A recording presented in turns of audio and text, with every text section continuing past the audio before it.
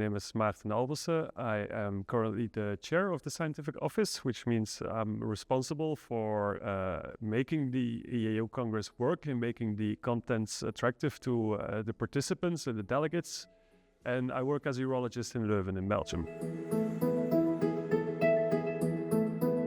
For me personally, of course, it's exciting because it's the first time that with this scientific office we're composing the conference. So we're trying to test some new innovative formats. We are trying to test tracks, which are disease-specific itineraries for delegates to find their way or navigate through the Congress.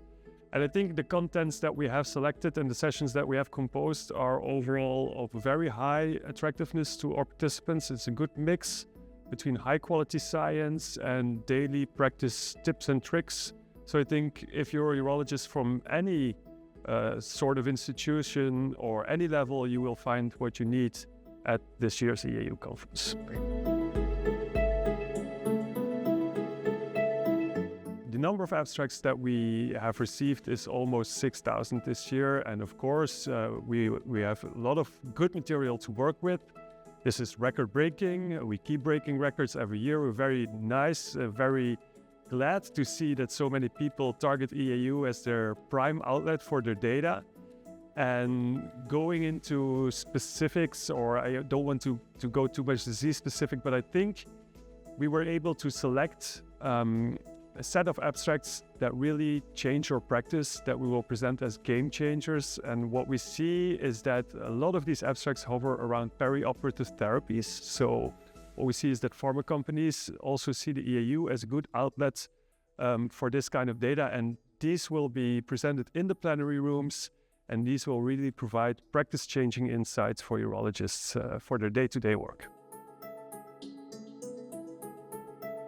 EAU Lab tries to fill a void that we have observed over the previous years, that there's really like a division or a gap between clinical science and the work that's done in the lab. As the name says it's lab work.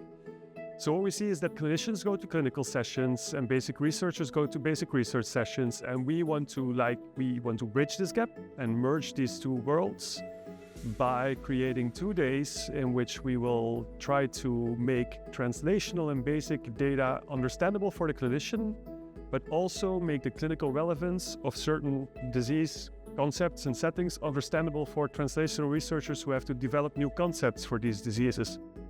So we really try to bridge the gap and have the best of both worlds in one room.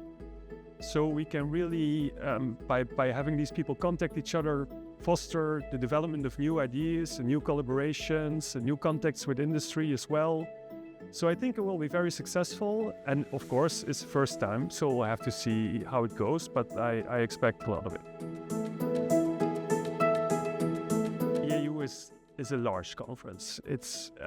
We know it's a lot of information we're putting to you. There's courses, there's thematics, there's plenaries, there's abstract sessions. There's a lot going on.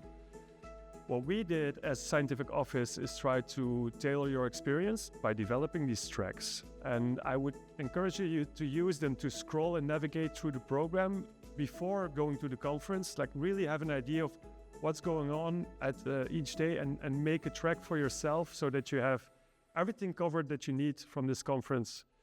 And if you're young, if you're a resident or early stage urologist, certainly try to combine all aspects of the EAU. So try to do some of the courses of the school, try to do some of the plenaries, some of the thematics, but also look what researchers are doing in the abstract sessions. So invest a little bit of time in looking in the program on beforehand so you can really make your tailored program for the conference. So we hope to see you all in Madrid. And you know, what happens in Madrid stays in Madrid.